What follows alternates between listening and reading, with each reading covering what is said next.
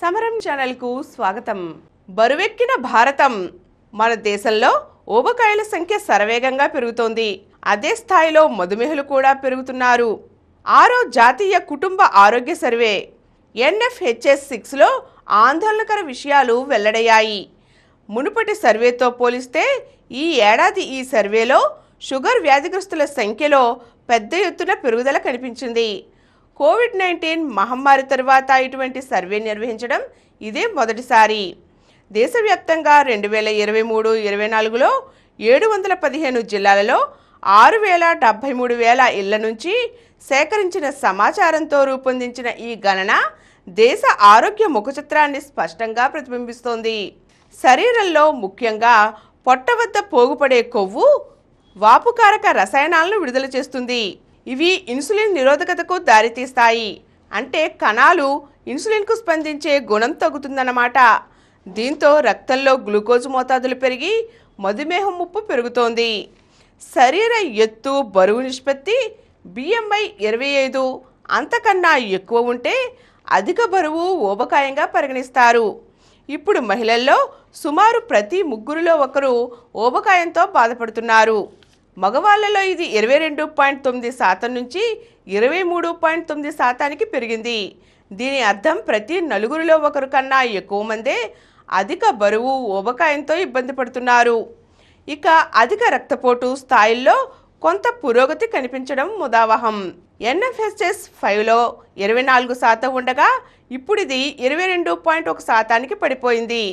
పుట్టిన తర్వాత గంటలోపు చనుబాలు పట్టించడం 41.8% నుంచి 50.1%కి పెరిగింది. ఇది ఒకంత మంచి విషయమే.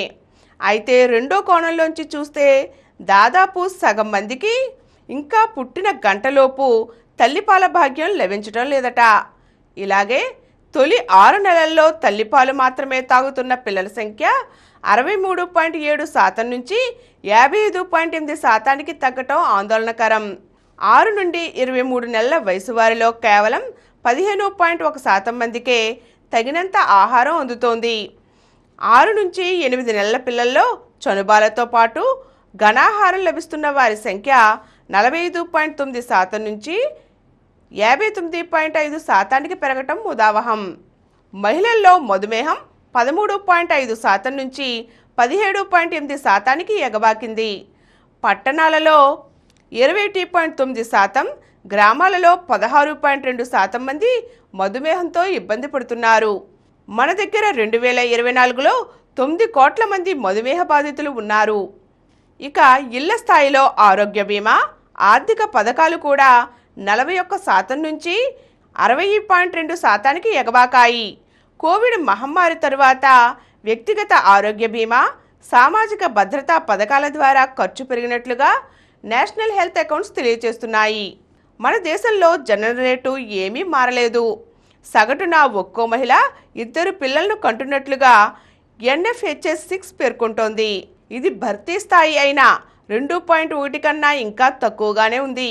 గత 3 దశాబ్దాలలో గ్రామీణ ప్రాంతాల్లో జనన రేటు గణనీయంగా తగ్గిందట. NFHS1లో సగటున ఒక్కో మహిళ జనన రేటు 3.7 కాగా ఇప్పుడు NFHS6లో ఇది 2.1కి పడిపోయింది. ఈ కార్యక్రమం మీకు ఎంతో నచ్చింది కదా. ఇటువంటి మరిన్ని వీడియోల కోసం అనతి కాలంలోనే 21 కోట్ల వ్యూస్ సాధించిన సమరం ఛానల్ సమర్పించు సమరం హెల్త్ ఛానల్కు సబ్స్క్రైబ్ చేయండి, లైక్ చేయండి, మీ ఫ్రెండ్స్కి షేర్ చేయండి. అలాగే ప్రక్కనున్న గంట సింబల్ని ప్రెస్ చేయడం మర్చిపోకండి.